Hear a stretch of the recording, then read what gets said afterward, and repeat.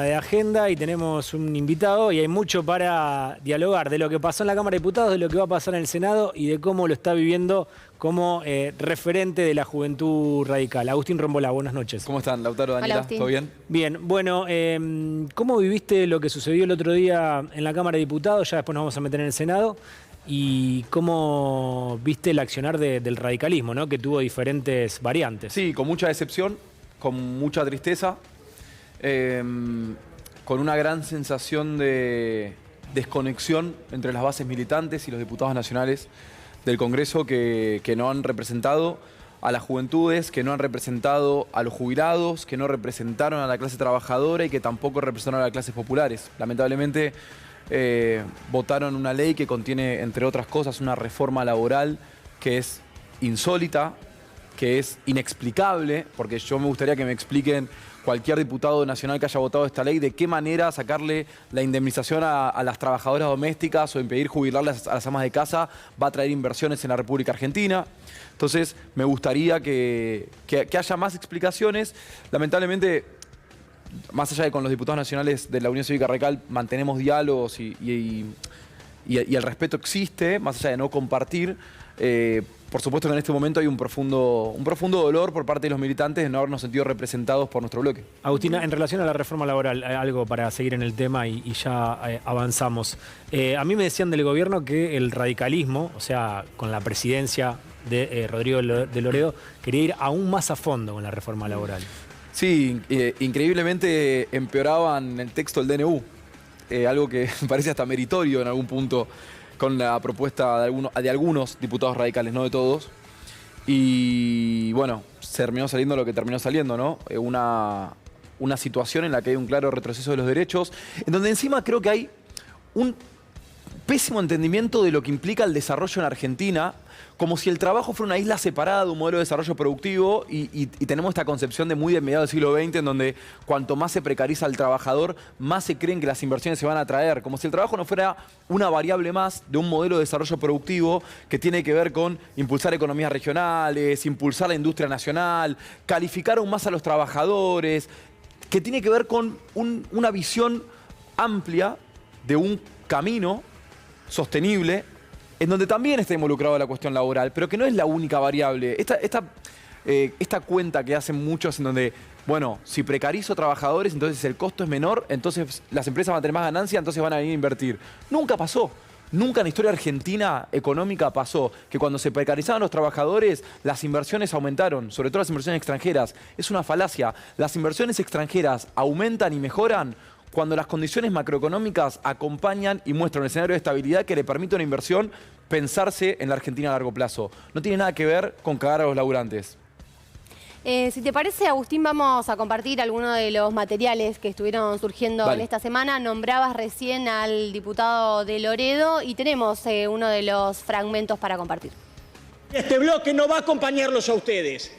Va a acompañar al pueblo de la República Argentina que alberga una esperanza que la ha convertido prácticamente en una religión, porque es una fe y que ustedes han sabido consolidar con esa prédica biblia, que las tablas de Moisés, que el cruce del desierto, que las fuerzas del cielo, pero la historia ya conoce, presidente, de quienes venían con la Biblia en la mano y lo esperaban con las tierras, le prometieron rezar, cerrar los ojos. Cuando los abrieron tenían la Biblia en la mano y se habían quedado con las tierras. Vamos a estar observando, presidente, ¿por qué no se meten con Tierra del Fuego aún hoy? Vamos a estar observando, presidente, cómo se reglamenta el RIGI para que pierda discrecionalidad. Hoy, este bloque de la Unión Cívica Radical viene a decirle al gobierno que le da una cosa, y que le quita otra, presidente, y ya terminó. Este bloque, con una amplia mayoría, le viene a dar las herramientas que el gobierno reclama y le viene a quitar las excusas con las que gana tiempo. Esto es como, Bueno, agarrame que lo mato. Agarrame que lo mato. Agarrame que lo mato. Agarrame. No. Agarrame que lo mato. Lausi, pará. Pero agarrame, por favor. Agarrame fuerte. Agarrame fuerte, por favor. Date, tranquilo. Parecía que iba a ser una cosa, pero después cuando votó... Mejor que de la izquierda el discurso. Claro, el discurso no tenía relación, ¿no? Bueno, se marcó mucho en la sesión. No sé, Agustín, vos cómo lo viste y si durante el discurso esperabas que iba a votar a favor. Hubo peores, hubo gente, diputados radicales nacionales que votaron, que citaron a Alfonsín y después votaron a favor. Hay algunos peores todavía que se los encomiendo también para que los busquen. A ver, yo a Rodrigo lo respeto como dirigente, entiendo también su posición en lo que tiene que ver quizá con un electorado al que él cree responder, más allá de que sea diputado nacional y que su visión debe ser nacional y no provincial, en mi opinión, en mi humilde opinión como militante. Ahora bien, habría que también mencionar que cuando los gobernantes en Argentina vinieron con la Biblia bajo el brazo, como él mencionaba, el radicalismo estaba enfrente, ¿no? Dándole herramientas a esos gobiernos. Es la primera vez en la historia en la que el radicalismo le da herramientas a esos gobiernos que, como tan precisamente describió Rodrigo de Loredo, venían con la Biblia en la mano a hablar de Moisés y a tirarnos a la iglesia por la cara. De hecho, el radicalismo casi que nace combatiendo al unicato de Juárez Celman, que entre otras cosas venía a instaurar regímenes que tenían que ver mucho más que ver con lo monárquico y con lo monástico. Después está la reforma universitaria en el 18, en donde Hipólito Yrigoyen la impulsa.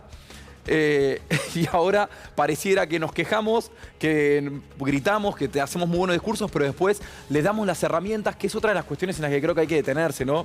Digo, el Congreso de la Nación no es una ferretería, no tiene que dar herramientas. El Congreso de la Nación es un lugar en donde está representado el pueblo argentino y el pueblo argentino se ve representado proporcionalmente de acuerdo a los votos que sacaron cada uno de los espacios políticos. La Unión Cívica Radical fue elegida para desempeñar el rol de oposición en este caso, en este mandato. Como tal, ese rol de oposición en este momento implicaba rechazar rechazar la ley de bases y proponer un modelo alternativo, porque estoy seguro y estoy seguro que comparto hasta incluso con miembros de otros partidos por ahí que hoy son más opositores, en que necesitamos reformas en Argentina, en que hay que mejorar a Argentina. Pero esta no es la manera. La marcha atrás también es un cambio. Y creo que los diputados nacionales todavía no lo entendieron. Agustín, mencionabas a Raúl Alfonsín. Tenemos un archivo hablando de esto que podría ser bastante actual. Nosotros venimos a afirmar que no creemos esto de que la sociedad se haya derechizado. La sociedad estuvo confundida y está cada vez más clara. Pero si se hubiera derechizado, lo que tiene que hacer la Unión Cívica Radical en todo caso es prepararse para perder elecciones, pero nunca para hacerse conservadora. Bueno, ahí lo decía en este caso. Raúl Alfonsín, esta frase la vengo citando hace un montón de meses, dice algo que es muy importante acá, porque si no caemos en la trampa de, el radicalismo va a perder elecciones. Raúl Alfonsín dice que el radicalismo tiene que prepararse para perder elecciones, pero nunca para hacerse conservadora. Prepararse para perder elecciones también implica prepararse para ganarlas. Algo que el radicalismo no viene haciendo desde hace 24 años, como mínimo. Y no ceder a inclinarse hacia la derecha si la sociedad se está yendo a la derecha. Prepararse como para lo ha perder hecho, por ejemplo, no sé, alguien como Vidal, por ejemplo. Bueno, que dice, me tiro para Santilli, allá. Como Santilli. O como diputados nuestros, como Karina Banfi, que dijo que esta ley daba esperanzas. Los Cuando extremos los diputados de la Libertad Avanza dijeron que daba esperanzas. Son los que funcionan, en el centro no, al kirchnerismo no, bueno, a la me parece que no. lo importante para entender ese discurso que acaban de compartir es que Raúl Alfonsín mencionaba, y nosotros también hacemos referencia a esto, que la construcción de un radicalismo socialdemócrata, de la construcción de una Argentina libre, requiere de la construcción de una Argentina justa. Y la construcción de una Argentina desarrollada requiere indefectiblemente de la construcción de una Argentina soberana. Entonces, si nosotros conjugamos esos proyectos y esas ideas en una Argentina socialdemócrata, corremos el riesgo de perder las elecciones, pero por lo menos nos vamos a preparar para representar a las grandes mayorías de Argentina que hoy no se ven representadas por el radicalismo. Tenemos acá, Agustín, mostrábamos hace un ratito, lo que ya llegó al Senado de la Nación, lo que ya se aprobó. Está cerrado acá. Antes de ayer, casi a la medianoche, ¿no? Sí.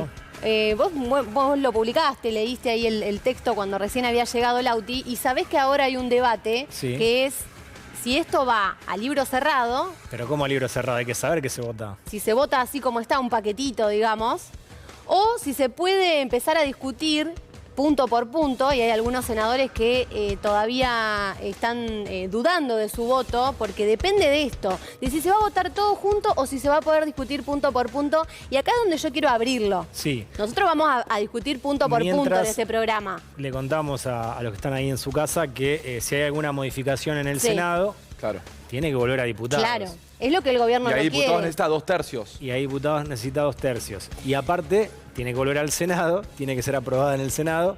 Claro. Y hay un deadline hay un tiempo límite que es el pacto de mayo, ¿no? Claro. El 25 de mayo hay un pacto. En el gobierno están confiados que se va a llegar, pero recordemos que primero se tiene que aprobar y en todo caso, si hay modificaciones, tiene que volver a diputados con 2/3 y volver otra vez al Senado. ¿Llegan? Sí. ¿Llegan? ¿Vos decís que llegan si hay modificaciones? El cronograma establece que este próximo lunes va a haber Sí. una reunión de los presidentes de bloque, pero de los bloques afines nada Sí. más. Ahí donde se va Igual, a hacer la Unión por estrategia. la Patria tiene una propia a las 18, no sé, Bien. así que se va a cruzar. Bueno. Va a haber pasilleo Sí. de mínima. El lunes va a ser un día de replegarse hacia las filas de cada sector y ver de qué manera se empieza a encarar la estrategia que va a empezar el martes Sí. en las comisiones, ahí se vuelve a discutir todo. Martes y miércoles, días de comisiones y recibir a funcionarios del gobierno nacional que van Van a a ir a exponer. explicar. Bien. Exactamente. El jueves estaría el dictamen, si Bien. todos los tiempos del gobierno salen bien, pero recordemos que el jueves es el paro. No es un día cualquiera ni un jueves cualquiera. Bueno, jueves o viernes podría estar el dictamen. Podría estar el dictamen y la idea sería llevarlo al recinto una semana después, como tienen que ser los tiempos del Congreso. Esto si todo avanza como piña, ¿no? Claro, sobre ruedas. sobre rieles. El jueves 16 de mayo sería la aprobación que plantea el gobierno para llegar con tiempo al 25 de mayo. El 16 se vota. El 16 se votaría, hoy preguntaba si esto está confirmado, dicen que no, obviamente depende de que el día 9 esté el dictamen. Bueno, veremos. Bueno. ¿Empezamos a sacar algunos papeles? Empezamos. ¿Querés empezar vos? Me Vamos gusta. a preguntarle a Agustín también sobre cada uno de estos puntos que están generando ruido hoy. Impuesto a las ganancias. Bueno, los patagónicos no quieren saber nada. ¿Qué va a pasar? Hoy me ¿Se decía... cortará alguien un brazo o no? Hoy me decía un senador que todavía está en duda de su voto, que depende justamente de esto, de Sí. si se va a votar todo junto o si van a poder modificar algunos de los puntos, que impuesto a las ganancias, de alguna manera u otra, se va y se vuelve, pero hay otras cosas que son más a largo plazo, por ejemplo, y que esas son las que más preocupan. Vamos pero a repasar igual, un poquito de esto. Los patagónicos, los gobernadores no quieren saber nada. Unión por la Patria Sí. no quiere saber nada. De hecho, la sacó Sergio Massa en campaña, la cuarta categoría. Y esto trae a 800.000 trabajadores de nuevo a pagar el impuesto a las ganancias. Lo que te dicen los patagónicos es que es un sueldo que cualquier trabajador tiene porque el costo de vida Es más es alto. Y por otro lado... el piso va a ser de 1.800.000 para los solteros, de 2.200.000 para los casados y lo que critica un sector importante de la oposición es que después está bienes personales que le suben el piso a los que pagan de 11 millones a 100 millones, bajan la alícuota y por otro lado hay un plan para pagar a 5 años que te hacen un montón de descuento. Bueno, ¿vos cómo lo ves a este punto como referente radical, Agustín? Bueno, yo creo primero hay que cambiar el nombre. Creo que hay un problema semántico con el impuesto a las ganancias que es el impuesto al ingreso. Porque si no caemos en una discusión que para mí es inconducente, que es que el salario no es ganancia o que si el salario es ganancia. Y me parece que tiene que ver con una cuestión conceptual. Bien. Digo, yo estoy de acuerdo con el impuesto al ingreso, me parece que es un impuesto progresivo que debemos instaurar en Argentina, como tienen todos los países desarrollados del mundo. Tiendo a coincidir con los diputados patagónicos con la cuestión del monto. Me parece que... Bueno, y no quiero caer en la chicana fácil, pero Milei estaría hoy sin brazos si tiene que pensar en la cantidad de impuestos que instaló en Argentina, empezando por el impuesto inflacionario que inició ya a mediados de diciembre o con su asunción o sobre todo en enero y en febrero. Me parece que necesitamos rever los montos, pero a priori yo estoy bastante a favor de que haya un impuesto al ingreso, como también estuve a favor en su momento de que instalen acá en Argentina, de que instauren el impuesto a las grandes riquezas. No sé si por única vez, por algunos periodos, pero yo tiendo a estar a favor de todos los impuestos progresivos y el impuesto a los ingresos, insisto con llamar impuesto a los ingresos, me parece que es lo más progresivo de todos. Bien, bueno, Otro punto más. conflictivo y este se asocia bastante De hecho, hablábamos recién del día del paro el próximo jueves de la CGT y son de los 2 puntos que más están en la agenda, ¿no?, de las centrales obreras. La reforma laboral, por supuesto, y el impuesto a las ganancias. En este punto, bueno, hay muchas cosas para hablar porque cambian varios de los derechos laborales que son históricos en la República Argentina. Bueno, tienen que ver con periodos de prueba, con indemnizaciones, con un montón de respaldos que ya hoy... Quizás también los trabajos nuevos han ido cambiando las reglas de juego.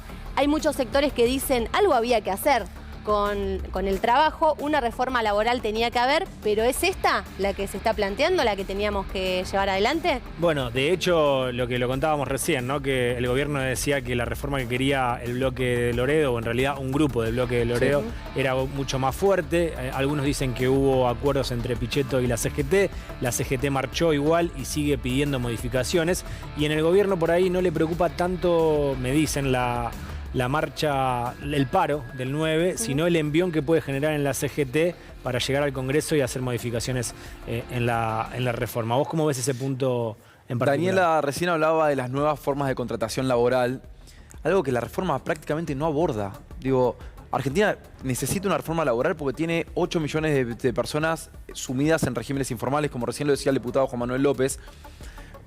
Pero para incorporar a esas personas a la legalidad, a la formalidad, lo que hay que hacer es ofrecer un incentivo, por supuesto para el empleador, pero también para el empleado, porque una de las grandes problemáticas que hay ahora en Argentina es que es el empleado el que no quiere introducirse en los regímenes formales de trabajo. Yo en la Ciudad de Buenos Aires, con los diputados de los legisladores de la Unión Cívica Radical, trabajamos mucho la temática Uber. Hablábamos con los sindicatos que se habían conformado, después pasó lo de Rappi, que son modalidades en algunos casos similares, y eran ellos los que preferían quedarse en monotributo porque la ley 2744 no proveía un marco regulatorio que sea más acorde a lo que ellos querían, que es menos horas, o elegir las horas, elegir la empresa, más focalizado en el servicio. Eso a mí me parece que está bueno para, primero, ese proceso no puede ser en 5 días, charlado, rosqueado en 2 pasillos, eso tiene que hablar con los trabajadores.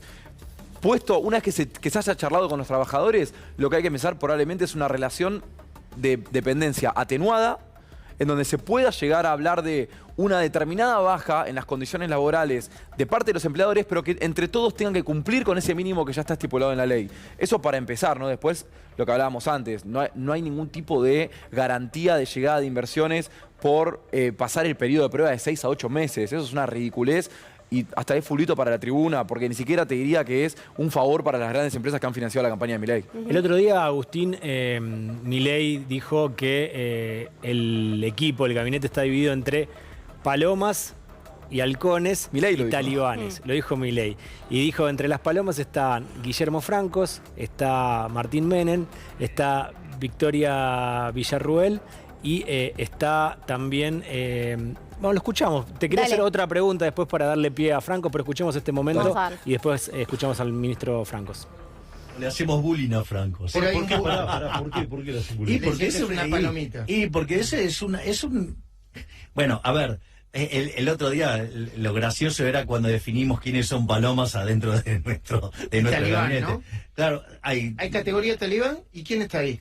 Halcones y palomas. Las palomas, a ver quiénes son las palomas. Porque... Guillermo Franco, Martín Menem, Victoria Villarruel, Mondino. Y Mondino. Digo que son los que están más ligados a... Bueno, claro, digo, si esos son las palomas, lo que serán los halcones. Okay. ¿Y los halcones quiénes son? Bueno, lo hago más fácil. ¿Quiénes son los talibanes? Patricia y yo. Okay. ¿Y el ministro de Economía, Luis Caputo? Está en el borde del talibanismo. Sí, se está talibanizando. Bueno, no sería la mejor paloma mensajera, Mondino, ya nos vamos a meter, de hecho, en eso, pero quería justamente linkear lo que decía Javier Milei con uno de sus ministros que él lo denomina paloma, porque tiene que hacer todo el trabajo de la política, que es al que Javier Milei no le gusta, le aburre, le cansa, no le divierte y también le cuesta generar consensos. De hecho, alguien muy importante que ahora tomó mucha más notoriedad en la Cámara de Diputados una vez me dijo, Javier Milei no entiende los tiempos que se necesitan para los consensos en la Cámara. Alguien que era importante, ahora es mucho más importante. Pero escuchemos al ministro Francos y vemos ya qué pensás, Agustín, sobre lo que pueda llegar a pasar con el radicalismo en el Senado y con todos los senadores. Yo creo que hay que conversar mucho con ellos, hay que explicarles, ya lo hemos hecho en parte, lo vamos a volver a hacer, vamos a hablar con los gobernadores, los senadores seguramente van a entender que estas leyes son importantes para los gobiernos provinciales también. Seguramente van a entender que es importante para las provincias. El otro día, de hecho, Milei en la entrevista con Majul Trbuc y el resto del equipo dijo que no le importaba mucho el paquete fiscal porque él estaba estabilizando la economía, que tenía superávit y que en todo caso los que necesitan el paquete fiscal son las provincias. ¿Cómo ves esta manera de presionar, incidir, negociar, si querés ser más suave, del gobierno? Me parece que la labor de Francos es la más floja de toda la gestión, de todo el gabinete nacional. Digo, 0 leyes sacó del gobierno hasta ahora desde que asumió. Dos problemas graves, te diría, uno con Torres y el otro con Puyaro. Declaraciones explosivas del ministro de Interior que no parecía que iba a adoptar un rol como ese. Con lo cual me parece que la labor de... Es una paloma, pero es una paloma que no vuela mucho. No está teniendo mucho vuelo la paloma, me parece. Y se ve reflejado en la labor del Congreso. Una ley bases que volvió, que tuvo que volver porque no iba a ser aprobada. Un DNU que también fue rechazado. Me parece que hay un gran debe en lo que es el trabajo del ministro del Interior. Y también para ser piadosos con Francos, te diría que hay un gran debe en general en un gabinete que está resultando ser... patético, digo, vergonzoso. Me parece que no hay un ministro que hoy sea rescatable para la gestión que estamos viviendo. Ni de los talibanes. No, mucho menos los talibanes, muchísimo menos. ¿Seguimos sacando? Sí, Franco se reunió de todas maneras con provincias en estos últimos ahora días. Si quieren lo podemos, con gobernadores. Y votos importantes. Claro. Ha sacado lo de Unión por la Patria, ¿no? Y por lo menos ha logrado dividir algunos sectores de gobernadores, sobre todo, que estaban bastante juntos. Bueno, este es uno de los puntos que nombrábamos recién. Los RIGI, que tiene que ver con el régimen de incentivo para grandes inversiones. Bueno, ¿de qué se trata esto? Sobre todo apunta a generar incentivos en impuestos y en deducción de algunos de los impuestos que se cobran en la Argentina para que vengan inversiones en la minería sobre todo. Y acá es donde hoy un senador, repito, de los que está en duda, de los que puede ser crucial para la votación de dentro de 2 semanas que el gobierno necesita en el Senado, decía, si nosotros votamos esto, que además es a largo plazo, es por varias décadas en la Argentina, por 30 años, no sabemos cuál va a ser la retribución, más allá de que el gobierno explicó que se busca generar empleo y crecimiento económico. Bueno, lo que le está reclamando una parte del Senado, de los bloques que no están hoy alineados con el gobierno, es que el gobierno explique cuál es el plan para que esas inversiones se vean materializadas en un beneficio para la Argentina. Y decían, por ejemplo, una pregunta que viene al caso de una de las últimas reuniones de Milei en el exterior, que tiene que ver con Elon Musk, ¿no? Uno de los principales interesados en lo que es el litio en la República Argentina. Bueno, decía, ¿qué le vamos a dar a Elon Musk y qué Elon Musk va a dar a cambio? Solamente tiene que ver, claro, solamente tiene que ver con una foto. Bueno, esa es una de las mayores objeciones que tiene que ver con este régimen justamente. Acá un diputado me aporta, no te olvides que sacaron el monotributo social, un diputado de Unión por la Patria. También el blanqueo es vergonzoso, me está diciendo. Y por otro lado... no le importaba un pepino que la gente venga con $100.000 a blanquear, dijo Milei. Dijo eso. Además de haber dicho también con los empresarios en el Yao Yao que... apología al delito. Sí, una apología de evasión fiscal. Pregunto, y esto después te sumo a vos, para que Agustín nos haga un comentario. En el Senado, me meto en el Senado, en el radicalismo, y me dicen hay mucho lío en el Senado. Por ahora solo se debatió en diputados, ahora le tocaría a la Cámara Alta y aspiramos a que sea un debate profundo y no despachen todo en un solo día. Están debatiendo, te diría que los mendocinos son los más mileístas, me dicen, dentro del radicalismo. Bueno, no, la verdad es que no tengo una opinión formada porque la verdad no conozco a los senadores de Mendoza. Solo puedo decir que estoy tramitando el proceso de desafiliación de Luis Petri de la Unión Cívica Radical, que el martes vamos a presentar la nota y que ya pasamos las 1000 firmas de afiliados radicales pidiendo por su desafiliación.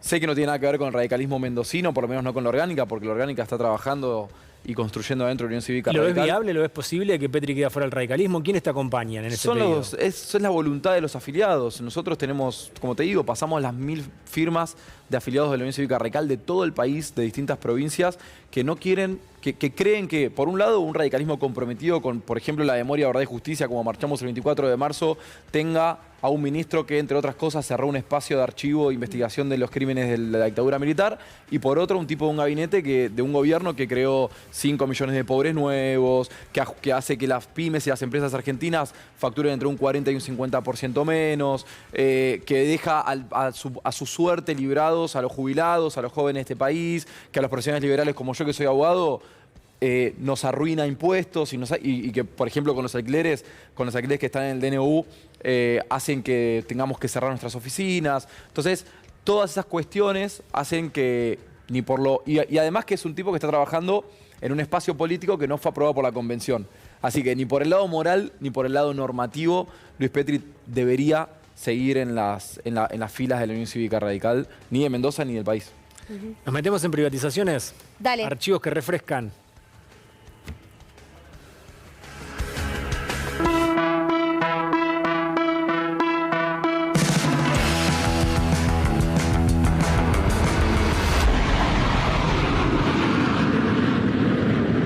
Desde el Salón Blanco de la Casa de Gobierno, con motivo de llevarse a cabo el acto de transferencia de Aerolíneas Argentinas, Sociedad del Estado, que preside el señor presidente de la Nación, doctor Carlos Saúl Menem. El patrón del circo, mi gran amigo Carlos Saúl I, necesitaba guita. Y entonces, para hacer guita, lo que mejor se le ocurrió fue vender algunos recuerdos de familia, como Entel, Aerolíneas, la Ruta 2 y alguna que otra chuchería. Ni Aerolíneas Argentinas, ni Entel, ni ninguna de estas empresas eran joyas de la abuela. Estas empresas eran causas de pérdidas, causas de empobrecimiento de los argentinos. ¿Y quiere que le diga la verdad? La idea no es buena, es buenísima, porque enseguida aparecieron miles de interesados. Lo que no apareció es la guita, porque la verdad, todo el mundo quiere hacer negocio con nosotros, pero no quiere poner un mango. ¿A quién le pidieron prestado los españoles para gerenciar Aerolíneas? Acá en la Argentina, ¿a qué bancos le pidieron prestados? Sorprendentemente, el principal acreedor financiero de Aerolíneas es el propio Banco Nación. Esto significa que si la empresa llega a quebrar, el muerto queda en cabeza del Banco Nación. En 1996, Iberia, alineada en un agresivo plan de expansión internacional, cedió su paquete accionario a la CEPI, ente estatal ibérico encargado de sanear y luego vender empresas españolas. El primer intento de abandonar Aerolíneas fue en 1998, al ingresar American Airlines como socio minoritario. Los norteamericanos abandonaron el negocio en 2 años.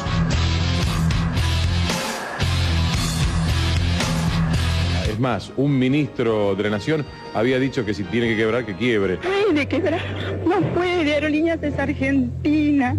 ¿Cuántas familias van a dejar en la calle? ¿Cómo fue la privatización de Aerolíneas Argentinas? Por supuesto que fue una de las peores privatizaciones. Marzán le vendieron la empresa por $1. Lo que hizo fue comprar la deuda de Aerolíneas Argentinas, declararse en concurso. Argentina para nosotros supone un reto desde el punto de vista empresarial, desde el punto de vista personal, pero sobre todo un reto para demostrar que las compañías se pueden recuperar. Y eso es lo que vamos a hacer en Aerolíneas. 52.500 pasajeros han quedado varados durante estos 6 días de paro. Pero más que nada es que tampoco puedes disfrutar de Buenos Aires con tranquilidad. Estamos metidos aquí en el aeropuerto. En este momento hay 278 despedidos. Y bueno, esperamos que se termine, esperamos que cumplan con sus obligaciones y acudan a los puestos de trabajo para terminar de enviar telegramas. Se la regalaron a Iberia, Iberia se la regaló a American, American se la regaló a la CEPI se la regaló a Marzán y en el interín volaba plata para todos lados, menos para Aerolíneas, la vaciaron, la destruyeron. Es difícil ir al cielo hoy en día, los gallegos hicieron bosta Aerolíneas.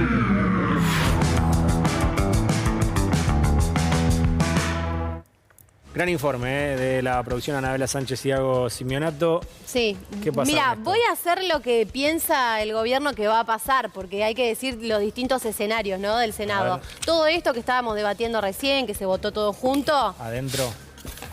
Adentro del paquetito, esto cerrado, a libro cerrado, dice La Libertad Avanza que esto sale, que esto se vota. Pero lo cierto es que hay varios senadores que todavía o no expresaron su posición o han tenido declaraciones ambiguas y podrían hacer que no salga. ¿Qué crees, Agustín, para cerrar? Y te agradecemos de ya que hayas venido. ¿Qué va a hacer, por ejemplo, Martín Lustó, el presidente del radicalismo?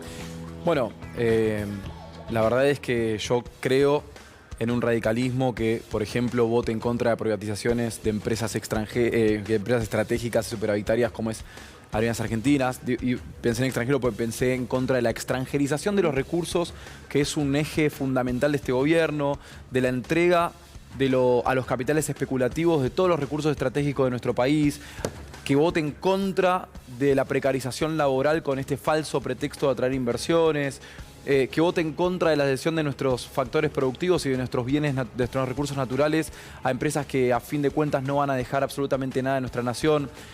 Y sé que Martín Lustó es el líder de toda esa energía militante y esa identidad radical que tiene que ver con las nuevas generaciones, que conducen a la juventud radical de este país, que conducen a la juventud radical de la ciudad de Buenos Aires, también de casi todas las provincias del interior. Y para nosotros, como hizo con el decreto de necesidad de urgencia, tenerlo en el Senado es una garantía de que eso va a ser respetado. Obviamente que también yo a priori siempre mantengo la confianza en los senadores radicales, más allá de la desilusión que hemos vivido con los diputados. Confío en que los senadores radicales van a respetar la historia y sigo confiando, porque también eso estoy trabajando yo y alguien debe confiar en mí, si no yo mismo quién va a hacer. Sigo confiando en la construcción de un radicalismo popular que encuentre la salida y que sobre todas las cosas proponga una Argentina distinta a todos nuestros compatriotas. ¿Y confías en que Petri va a quedar afuera de la UCR? Luis Petri ya no es radical, pero ahora lo que vamos a hacer es formalizarlo sacándole también la ficha de afiliación. Agustín, muchísimas gracias por estar acá. Agustín Trombola nos visitó aquí en Fuera de Agenda y nos vamos a meter ahora de lleno.